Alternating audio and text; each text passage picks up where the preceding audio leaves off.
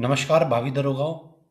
ये practice number 5 है। इसमें 40 सवाल मूल विधि, संविधान और जनरल नॉलेज के हैं। अगर आप इस प्रैक्टिस सेट में 20 से 25 सवाल ठीक कर पा रहे हैं तो समझिए आपकी तैयारी बढ़िया ज़बरदस्त है। पहले सवाल पर आते हैं। भारतीय नागरिक सुरक्षा संहिता BNSS 2023 के तहत गिरफ्तारी के संबंध में कौन सा नया प्रावधान जोड़ा गया है? भारतीय नागरिक संहिता BNSS 2023 के तहत गिरफ्तारी के संबंध में कौन सा नया प्रावधान जोड़ा गया है? इसका सही उत्तर होगा बी। जघन्य अपराधों के मामलों में हथकड़ी का प्रयोग किया जा सकता है। अगले सवाल पर आते हैं। संविधान के किस अनुच्छेद के तहत राज्य लोक सेवा आयोग के अध्यक्ष को पद से हटाया जा सकता है?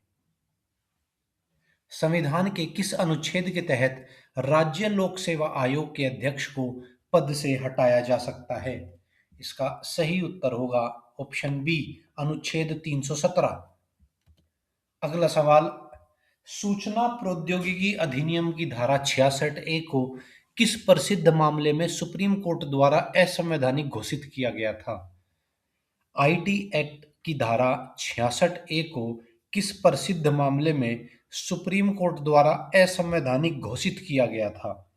इसका सही उत्तर होगा बी, श्रेया सिंघल बनाम भारत संघ।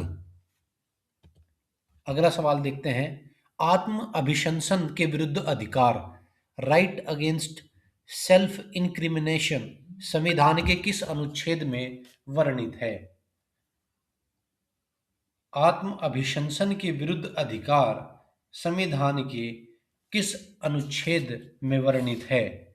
इसका सही उत्तर होगा ऑप्शन सी, अनुच्छेद 20(3).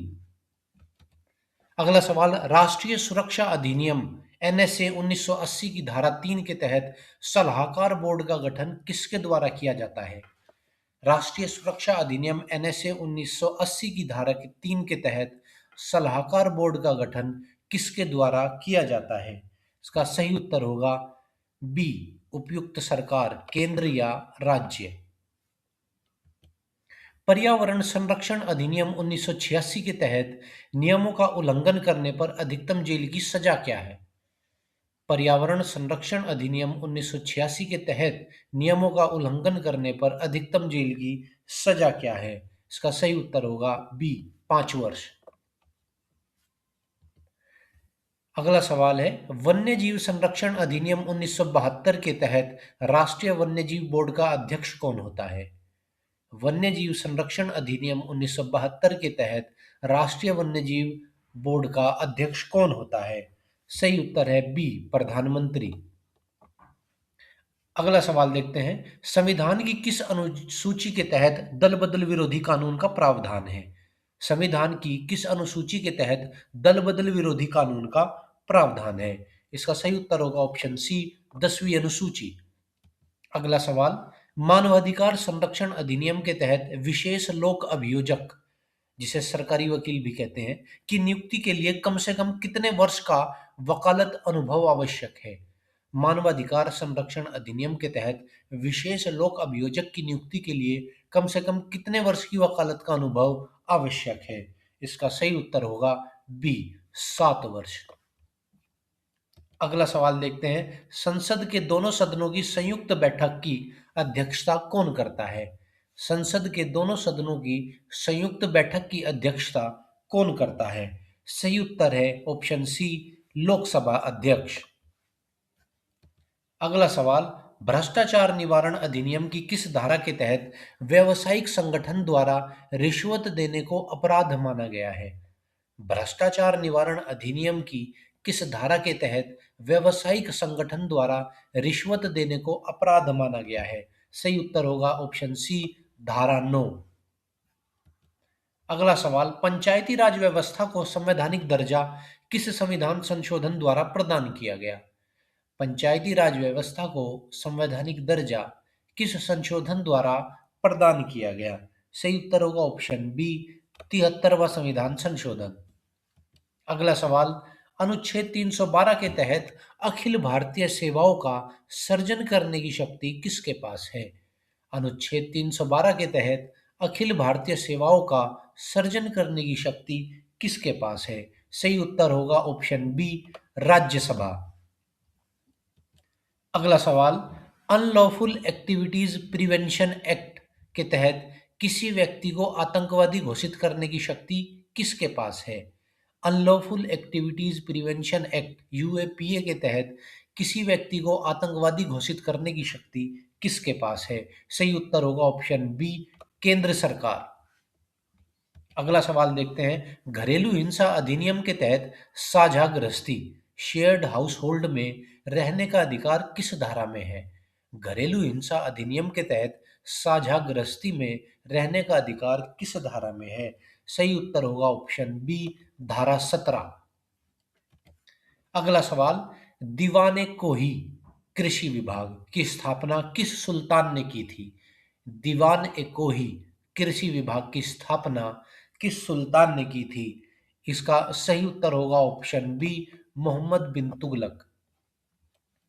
अगला सवाल देखते हैं, 1917 के चंपारण सत्याग्रह का नेतृत्व गांधी जी ने किसके निमंत्रण पर किया था? 1917 के चंपारण सत्याग्रह का नेतृत्व गांधी जी ने किसके निमंत्रण पर किया था? इसका सही उत्तर होगा ऑप्शन बी, राजकुमार शुक्ल। इसका सही उत्तर होगा ऑप्शन बी, राजकुमार शुक्ल।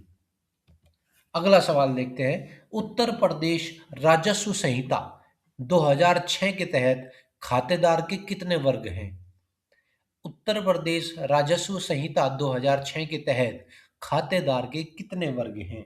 इसका सही उत्तर होगा ऑप्शन सी, 4 वर्ग।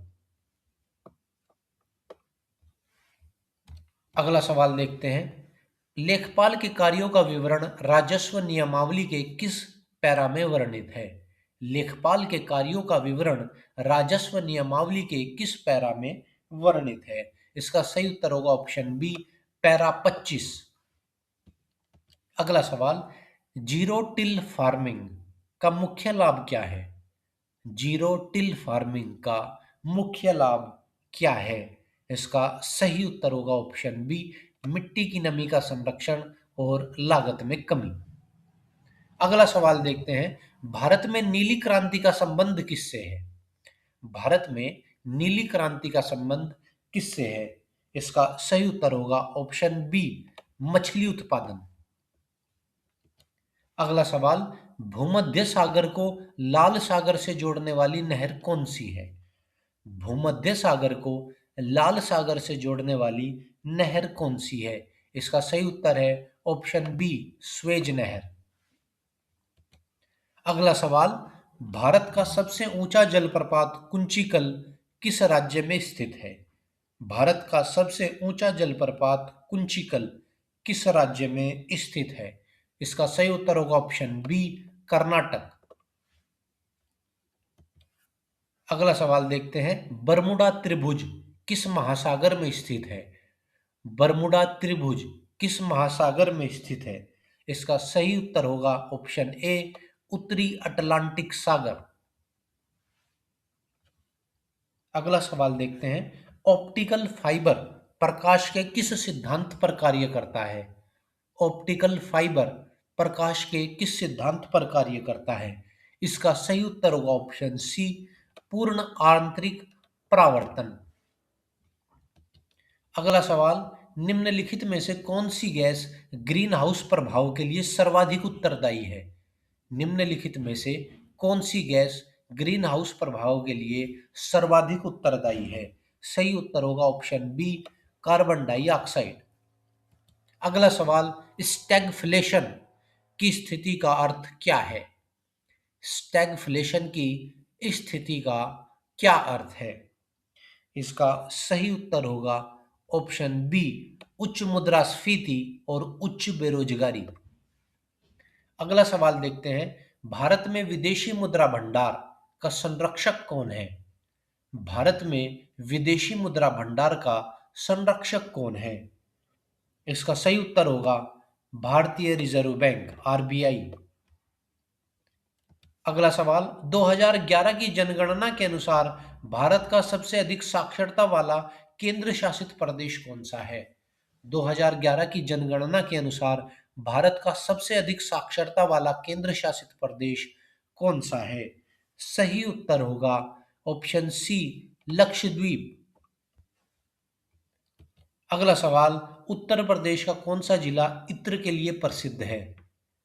उत्तर प्रदेश का कौन सा जिला इत्र के लिए प्रसिद्ध है? सही उत्तर होगा ऑप्शन बी, कन्नौज। अगला सवाल, उत्तर प्रदेश में भारतीय दलहन अनुसंधान संस्थान कहाँ स्थित है? उत्तर प्रदेश में भारतीय दलहन अनुसंधान संस्थान कहाँ स्थित है? सही उत्तर होगा ऑप्शन बी, कानपुर। अगला सवाल, एक निबल कितने बिट्स के बराबर होता है? एक निबल कितने बिट्स के बराबर होता है? सही उत्तर होगा ऑप्शन बी, 4 बिट्स।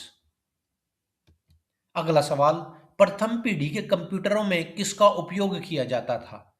प्रथम पीढ़ी के कंप्यूटरों में किसका उपयोग किया जाता था? सही उत्तर है वैक्यूम ट्यूब। अगला सवाल, G20 शिखर सम्मेलन 2024 की मेजबानी किस देश ने की? G20 शिखर सम्मेलन 2024 की मेजबानी किस देश ने की थी? सही उत्तर है ब्राजील।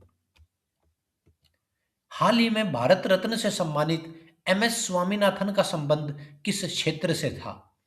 हाल ही में भारत रत्न से सम्मानित एमएस स्वामीनाथन का संबंध किस क्षेत्र से था?